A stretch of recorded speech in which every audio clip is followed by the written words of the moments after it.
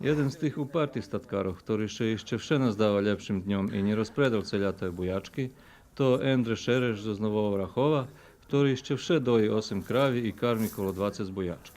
Kada tirva je jedan ciklus karmenja?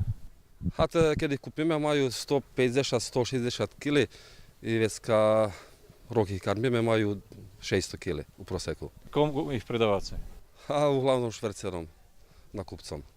Od njih ih kupujeme i oni ih kupuju nazad. A oni prihoda tu? Kad su kupici? Hej, oni stalno tu. Stalno su tu. Každý týden sú tu i maltene i každý týden i prídu do mne, či neznám da gde im da sa nabaviť, lebo uglavnom každý týden še čujeme za njima skoro.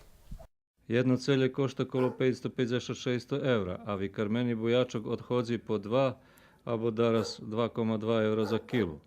Kad porahujeme, to maksimalno 720 evra po falatu, ta rozlika u nabavnej i predajnej ceni taka, že še za krivljem troški, a za robog nula, vari naš sobešednik.